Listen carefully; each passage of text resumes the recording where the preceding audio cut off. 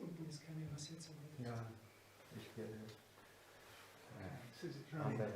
Leute, You need to keep an eye on it. surische Leute hier.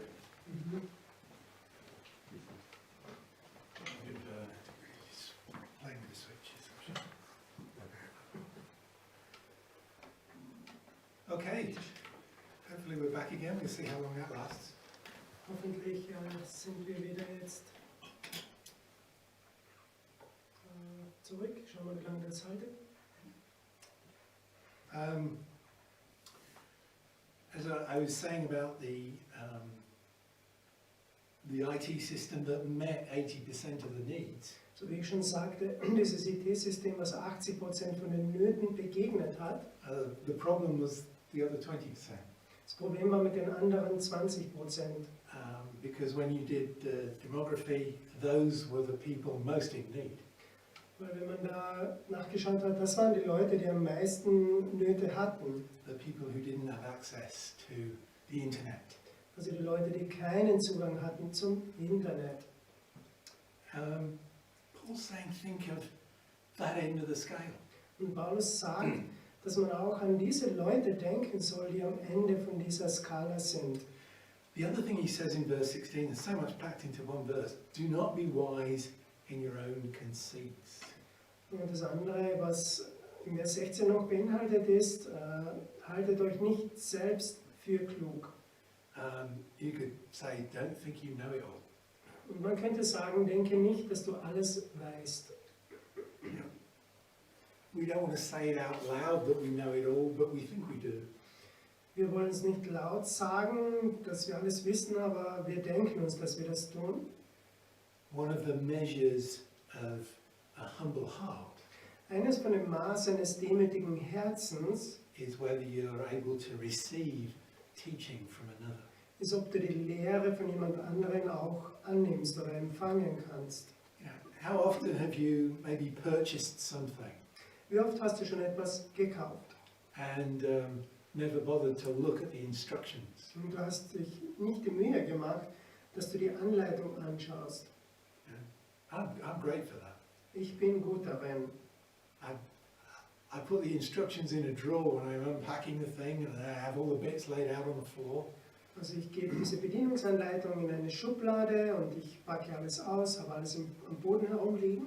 And hours later, when I'm sweating and frustrated that it hasn't gone together properly, Und Stunden später, wo ich dann schwitze und frustriert bin, dass man das nicht gut oder genau hat können zusammenbauen, I'm fortunate enough to have my wife who will go in the drawer and get the instructions out and tell me what I've done wrong. so habe ich dann das Glück, dass die Frau gibt dann die Bedienungsanleitung und dann sagt sie mir, was ich falsch gemacht habe. So after, over 60 years of life, I'm still in that place. I think I know it. So nach 60 Jahren von Leben bin ich noch immer an diesem Punkt, wo ich mir denke, ich weiß das, And I don't. aber ich weiß es nicht. I need to sit down and say, God, you tell me. Ich muss mich hinsetzen und sagen, Gott, sag du mir das. Verse 17, he goes on, recompense to no man evil for evil. Vers 17, da sagt er, vergeltet niemand Böses mit Bösen. Oh, how we love to get back when something has injured us. Wie wir es lieben, jemanden es heimzuzahlen, wenn uns wehgetan wurde. I sometimes watch the videos on YouTube Manchmal schaue ich mir die Videos auf YouTube an, where they show the dash cameras that people have in their cars these days. wo sie diese Kameras bei den Autos haben. Meine Leute haben das heutzutage. And most of the little videos are of accidents that have happened or near accidents. Und die meisten von ihnen sind von Videos von Unfällen, die passiert sind oder in der Nähe passiert sind. But there's something that people have begun to notice with these videos. Aber da gibt es etwas, was Leute bemerkt haben bei diesen Videos. That, maybe they're driving along the road and another vehicle cuts in front of them very closely. Sie fahren da entlang auf der Straße und ein anderes Auto schneidet sie dann ganz knapp. And then what proceeds is like an argument between two cars. Und was dann weitergeht, ist so ein Streit zwischen zwei Autos.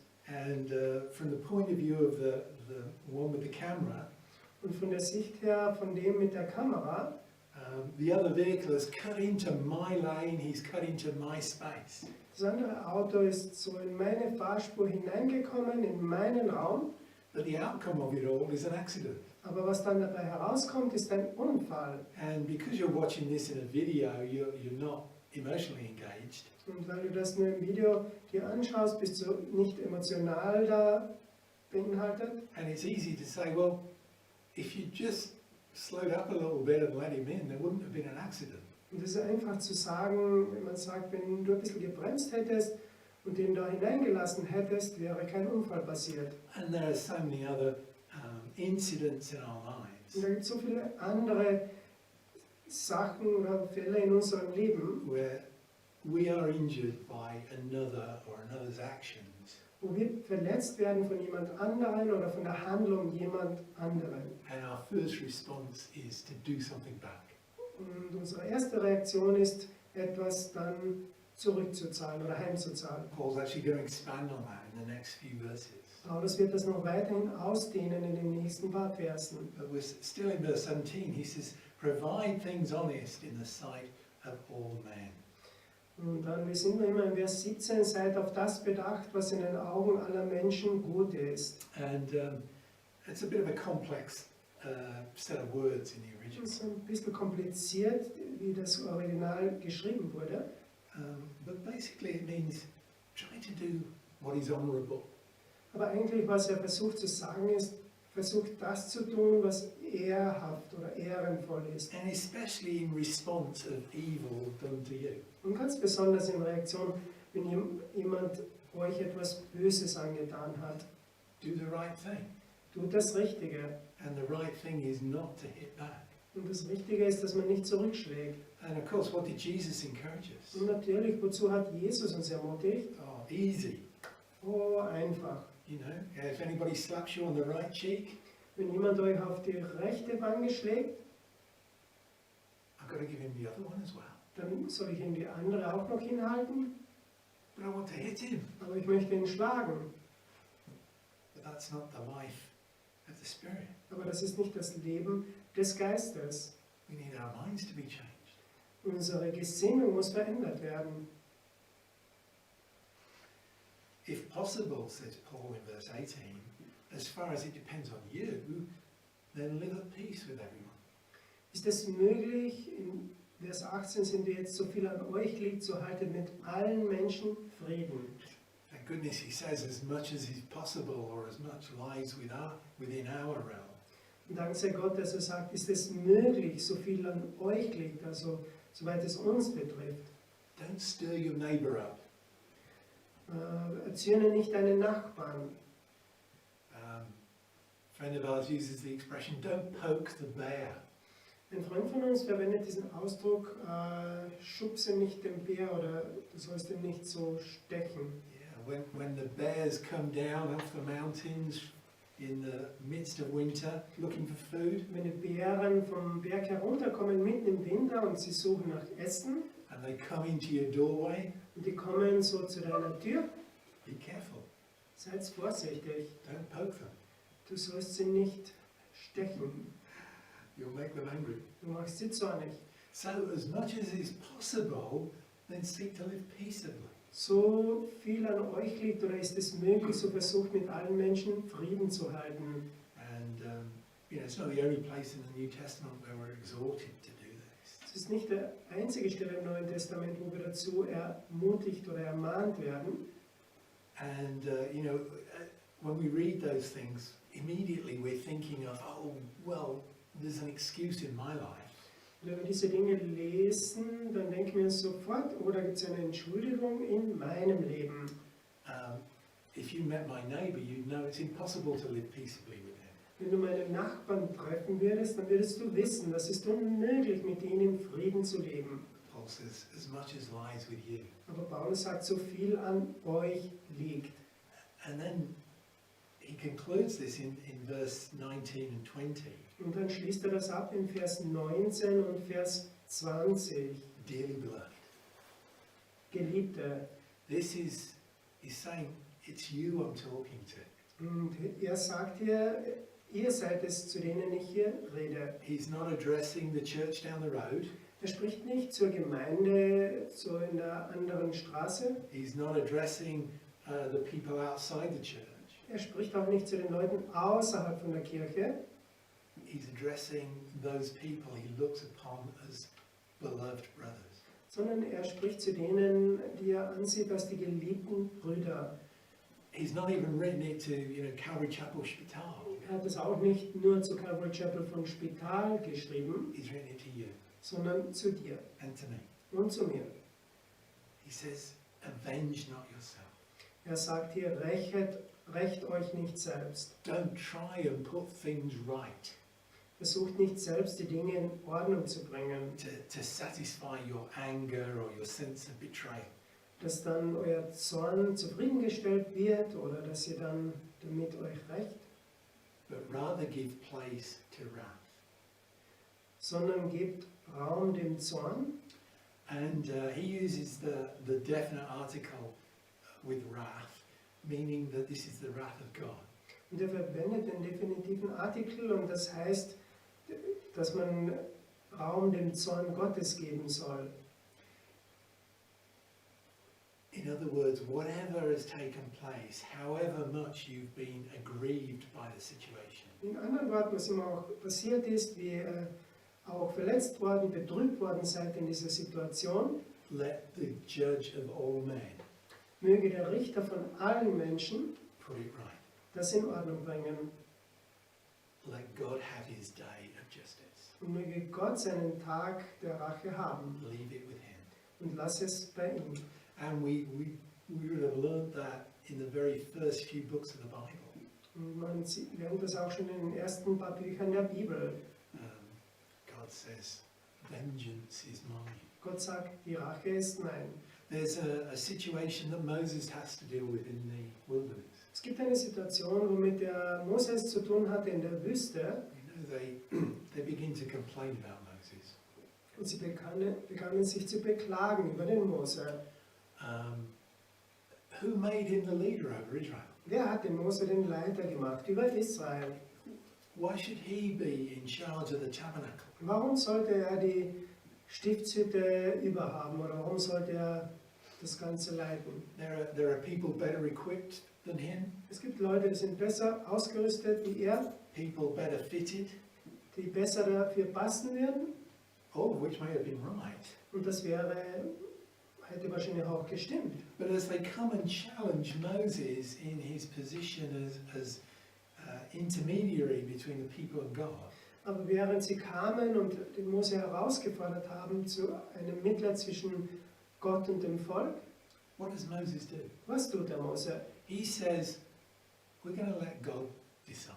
Er sagt, wir werden Gott das entscheiden lassen. He does nothing to defend his position. Er macht nichts, um seine Position zu verteidigen. What he says is that all of you who are challenging me, you come up to the tabernacle with your senses ready to serve God. Und er sagt, alle, die ihr mich herausfordert, kommt mit euren Räucherpfammeln und seid bereit, dort um Gott zu dienen.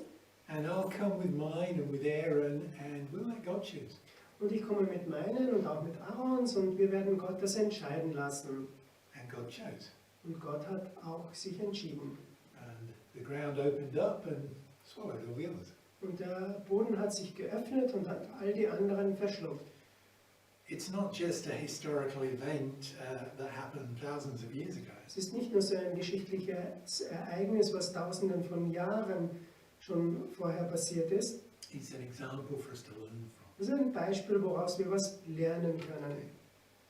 Let's trust God with the outcome Vertrauen wir Gott für das, was herauskommt. and don't assume that we know best. Und denk nicht, dass wir das besser wissen. It's a hard job to do that, Es ist eine schwere Aufgabe, das zu tun. and that's why we need to grow in the Spirit. Und deshalb müssen wir auch im Geiste wachsen. The transformation of our minds Diese Verwandlung von unserem Verstand, unserer Gesinnung, is not a one-off event. das ist nicht etwas, was ein für alle Mal passiert, It's a process, sondern das ist ein Prozess. a gradual changing. so eine stückweise Veränderung. And we have a lot of help at the beginning of that process. Und wir haben viel Hilfe am Anfang von diesem Prozess. But nevertheless, it is a process. Aber trotzdem ist das ein Prozess. You know, if you look at those slow motion films of a caterpillar changing into a butterfly, Wenn du dir diese Zeitlupenfilme anschaust von einer Raupe, die in einen Schmetterling verwandelt wird, you know, you see there it doesn't happen immediately. so siehst du auch da, dass das nicht sofort passiert. It's a painful struggle for the butterfly. Es ist so ein schmerzvoller Kampf für diese Raupe. But the idea is that it's worth it. Aber die Idee dabei ist, dass es das wert ist. And in the end, you get something beautiful that is free to fly. Und am Ende bekommt man etwas Wunderschönes, was dann frei ist, zu fliegen. Leave justice to the Lord, So lass die Rache dem Herrn über, because He will do things righteously and justly. weil er wird die Dinge richtig und gerecht machen. So what do we do in the meantime? So was tun wir währenddessen? Well, just Paul, verse 20, he echoes what Jesus said. If your enemy is hungry, then feed him. Nun, der Paulus sagt in Vers 20, wenn nun dein Feind Hunger hat, so gib ihm zu essen. If he's thirsty, give him to drink. Wenn er Durst hat, dann gib ihm zu trinken. He's actually quoting a proverb here. Und er zitiert hier einen Spruch. In doing these things, you'll heap coals of fire on his head. So wenn du das tust, wirst du feurige Kohlen auf sein Haupt sammeln. I found it funny in the commentaries that there's a lot of dispute as to what Paul is meaning here. Ich habe das komisch gefunden in den Kommentaren. Es gibt sehr viele verschiedene Meinungen über das, was der Paulus hier meint. Well, it's kind of two ways. Nun, das hat so zwei Seiten. You know, there are some people for whom, when they do you something that is evil and you return it with something good, Nun, für manche Leute, die dir etwas Böses antun und dann tust du etwas Gutes ihnen, they don't know how to respond, and in fact it will stop them doing anything worse. also sie wissen nicht, wie sie darauf reagieren sollen und sie hören damit auf, dass sie etwas Böses tun. There are others who are ignorant of that and they'll just carry on doing bad things. Da gibt es andere, denen ist das egal, die tun weiterhin böse Dinge. But in the day of justice, Aber am Tag der Abrechnung, when the judge of all men will sit in judgment, wenn der Richter von allen Menschen dann am Richterstuhl sitzen wird, those who have treated the saints badly will suffer all the worse. diese, die die Heiligen schlecht behandelt haben, werden noch viel mehr leiden. You know, I remember when Jesus was talking about the different cities, Ich weiß nicht, wo Jesus über verschiedene Städte gesprochen hat. you know, and he spoke of Jerusalem, Und er sprach auch von Jerusalem. you know, and he said, you know, woe unto you, because if the things that were done in you had been done in other cities, then they would have repented. Und er hat gesagt, wehe euch, weil wenn die Dinge, die in anderen Städten diese getan wären, wie bei euch, so hätten die Buße getan. The idea is that, you know, it's going to be worse for you in that day of judgment. Und die Idee dabei ist, es wird schlimmer sein für euch an diesem Tag des Gerichts. And he summarizes everything now in this last verse. Und er fasst jetzt alles zusammen in diesem letzten Vers. Be not overcome with evil, Lass dich nicht vom Bösen überwinden, but overcome evil with good. sondern überwinde das Böse durch das Gute. So when evil is present, So wenn das Böse gegenwärtig ist when it impacts on our lives, und wenn es unser Leben beeinflusst when in particular, you know, we are hurt and injured by it, und wenn wir dadurch verletzt sind und wenn es uns wehtut, don't let that overwhelm us. und möge das nicht uns überwinden. How should we respond? Wie sollten wir dann reagieren? Well, through the Holy Spirit, Nun, durch den Heiligen Geist. let us seek to overcome the evil with good. Und mit ihm können wir dann das Böse überwinden durch das Gute. And, you know, I wish this was easy. Und unser Wunsch ist, dass es einfach wäre. It is supreme effort to seek to overcome evil with good. Aber das ist wirklich eine große Anstrengung, das Böse durch das Gute zu überwinden. Paul uses a word that means to conquer over or to have victory over. Paulus verwendet ein Wort, dass man das überwindet oder das erobert. We see so much evil in the world. We see so much evil in the Also world. wir sehen so viel Böses auf dieser Welt. And we struggle to know how to respond. Und wir haben auch Probleme damit, wie wir darauf reagieren sollen. And there is a part of us that wants to fight. Und da gibt es einen Teil von uns oder in uns, der kämpfen möchte. But our fighting should be with good. Aber unser Kämpfen sollten mit Gutem sein. I see so many sort of, false teachings and lies spoken about life. Ich sehe so viele falsche Lehren oder Lügen über das Leben. And, it could take all your attention just sort of attacking each of those false premises. Und das kann all die Aufmerksamkeit nehmen und das all diese falschen Bereiche ansprechen.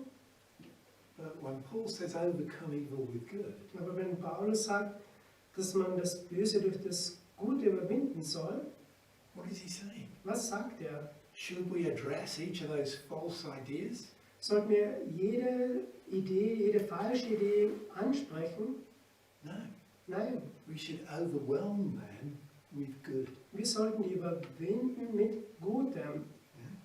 If the church spent its time sharing the truth of Jesus and the gospel, Also wenn die Gemeinde die Wahrheit von Jesus und das Evangelium weitergibt, instead of attacking what's wrong with the world, anstelle dass sie dann angreift, was auf der Welt falsch läuft, it will begin to head in the direction that Paul is exhorting us to now. dann wird es in die Richtung auch gehen, wozu uns der Paulus hier ermahnt.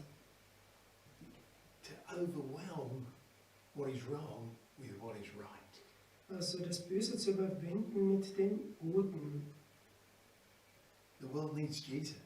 Die Welt braucht Jesus. It doesn't need a better political system. Sie braucht nicht ein besseres politisches System. It doesn't need more laws or different laws. Sie braucht nicht mehr Gesetze oder verschiedene Gesetze.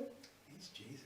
Sie braucht Jesus. That gospel that is life-changing. Dieses Evangelium, was lebensverändernd ist. That's what we began in Romans, isn't it? The gospel is the power of God unto salvation. Und das haben wir angefangen im Römerbrief. Das Evangelium ist die Kraft Gottes zur Errettung. It's not the power of a changed political system. Es ist nicht die Kraft von einem veränderten politischen System. It's not the power of new laws Oder es ist nicht die Kraft von neuen Gesetzen. or wealth distribution. Oder so eine Verteilung von Reichtum. It's the power of God, Sondern die Kraft oder Macht Gottes. which ultimately, and we'll get into this in the next chapter, it is the only real power. Und was letztendlich, und das werden wir im nächsten Kapitel auch sehen, das ist wirklich die echte, reale Kraft oder Macht. In fact, just to encourage you so you come again next week, let's turn over to that verse 1 of chapter 13. Nur um euch zu ermutigen, dass ihr dann auch nächste Woche wieder kommt, schauen wir uns Vers 13 an, Kapitel 13, Vers 1. He says in the English, let every soul be subject to the higher powers, for there is no power but of God. The powers that be are ordained of God. Therefore, whoever resists the power resists the ordinance of God, and they that resist shall receive it to themselves damnation. Jedermann ordne sich den Obrigkeiten unter, die über ihn gesetzt sind. Denn es gibt keine Obrigkeit, die nicht von Gott wäre. Die bestehenden Obrigkeiten aber sind von Gott eingesetzt. Wer sich also gegen die Obrigkeit auflehnt, der widersetzt sich der Ordnung Gottes. Die sich aber widersetzen, ziehen sich selbst die Verurteilung zu. So Paul is addressing here the idea of human government. So Paulus spricht hier die Idee an von menschlicher Regierung. Let every soul be subject to the government. So jeder soll sich der Regierung unterordnen. For there is no power but of God. In other words, their power, their authority has come from God. Weil es gibt keine Obrigkeit, die nicht von Gott wäre. Das heißt, die Obrigkeit oder diese Macht von Obrigkeit kommt von Gott. Now, does that mean that that we have a godly government? Nun bedeutet das, dass wir ein frommes oder eine von Gott gegebene Regierung haben. Well, we learn something about the way that God works here. Nun, wir lernen auch etwas von dem, wie Gott arbeitet hier. Particularly where he says, you know, those governments are ordained of God. Ganz besonders, wenn es heißt, dass diese Obrigkeiten sind von Gott eingesetzt. Yes, it can mean, ordained can mean positioned or appointed. Ja, eingesetzt kann heißen, dass es eingesetzt wurde oder in diese Stellung, diese Position gebracht wurde. It can also carry that idea of permitted or allowed. Es kann aber auch diese Idee tragen, zugelassen oder dafür eingesetzt. What God has appointed here is that process that there are governments in place. Was hier Gott gemacht hat, also es gibt Regierungen, die eingesetzt worden sind von Gott. And however much we might disagree with our government, Und auch wenn uns unsere Regierung nicht gefällt oder wenn wir nicht mit ihr übereinstimmen, if you were to take that government away, wenn du diese Regierung ganz weggeben würdest, our thinking is that things will be better. unser Denken ist es, dass dann Dinge besser wären. But didn't Paul tell us to be careful about us thinking we know better? Also haben wir nicht gelernt, dass der Paulus gesagt hat, dass wir vorsichtig sein sollen darin, dass wir alles besser wissen. The reality is that things will be way worse, Aber die Realität ist, dass die Dinge noch viel schlechter oder schlimmer wären. because then there will be no authority at all, no structure. Weil dann würde es überhaupt keine Autorität, keine Struktur mehr geben. And when you take that structure away from the human heart, Und wenn du diese Struktur vom menschlichen Herzen wegnimmst, you get, you know, every man for himself. dann macht jeder das, was er selbst will. So the idea of there being a government and an authority So die Idee, dass es eine Regierung, eine Obrigkeit gibt, is something permitted by God. ist etwas, was von Gott zugelassen ist. And in essence, it's good. In the idea is what I mean. Und in einem Sinne oder die Idee ist gut, das meine ich. What about those structures, those authorities that are not good? Was ist mit diesen Strukturen, diese Obrigkeiten, Autoritäten, die nicht gut sind? This is how Paul has understood this better than we can. Und so hat Paulus das verstanden, besser wie wir das können. Who was the government when Paul was writing to Rome? Wer war an der Regierung, wo Paulus das zu den Römern schrieb? The power that was known then was in the Roman Senate. Die Macht, was damals bekannt war, war im römischen Senat. By the time Paul was writing this, the Senate was under the control of the Caesar. Also an der Zeit, wo Paulus das geschrieben hat, war der Senat unter der Kontrolle vom Kaiser. And if you look at the history of that period, Und wenn du dir die Geschichte anschaust von dieser Zeitperiode, there was no way that you'd say that any of those emperors were the sort of emperor you want to live under. also das waren keine von diesen Kaisern oder Eroberern, war einer von denen, wo du gesagt hast, ich möchte unter dem leben. There's a good ancient book, it's called The 12 Caesars. Es gibt ein gutes Buch aus dem Altertum, das heißt die 12 Kaiser. It describes a period covering the life of Christ. Und das spricht über eine Zeit, da geht es eigentlich in der Zeit um die Zeit von Jesus. And then of course when you read of people like Nero, Und natürlich, wenn man über Leute liest wie von Nero, who was going to come to power very shortly after this letter was written, der kam an die Macht kurz nachdem dieser Brief geschrieben wurde. this is not Paul saying, oh, you know, we have a great government, you should vote for them, they're really good and they really represent God. Das ist nicht, wo Paulus gesagt hat, wir haben eine gute Regierung, die sind wirklich gut und repräsentieren Gott sehr gut. He's saying that that structure is something that God has allowed. Er sagt, diese Struktur ist etwas, was Gott zugelassen hat. And we need to recognize that and submit to it. Und wir müssen das anerkennen und uns der auch unterordnen. Because what they represent is a society that is supposed to work. Und was sie repräsentieren, ist eine Gesellschaft, die funktionieren sollte. And we want to get into that next week when we Und meet wir again. werden das uns noch näher anschauen, dann nächste Woche. So we've been presented with some really difficult elements here. Zu uns wurden ein paar sehr wichtige Teile hier vorgestellt. We need to recognize God's moving in greater things than our lives and the immediate surroundings.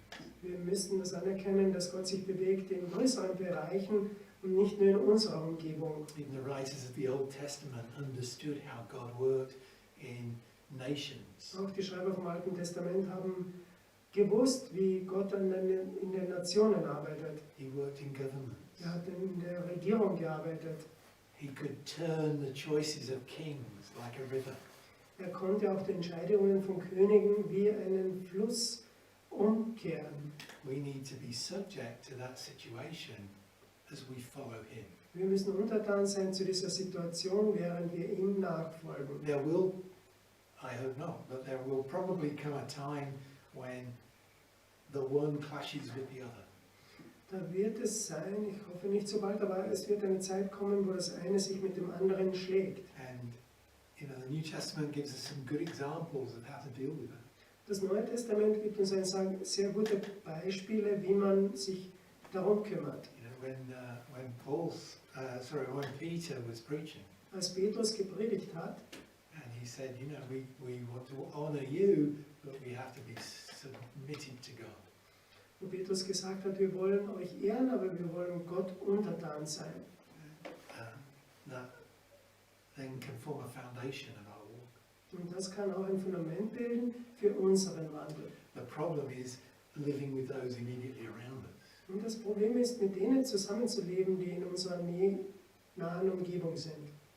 Especially those neighbours that do us harm. Ganz besonders diese Nachbarn, die uns verletzen. Seek to live peaceably with all men. Versucht in Frieden zu leben mit allen Menschen. Where we started off, live in harmony. Wo wir es begonnen haben, dass wir in Harmonie miteinander leben. Let's not go and find people who can live in harmony with us. Let's live in harmony with those that are already around us. Also versuchen wir nicht Leute zu finden, die schon in Harmonie leben mit uns, sondern versuchen wir mit denen in Harmonie zu leben, die in unserer nächsten Nähe sind. And we'll have a question time next week to see how you got on. Nun, wir werden da ein paar Fragen stellen nächste Woche, dann werden wir schauen, wie ihr das verstanden habt. Amen. Amen.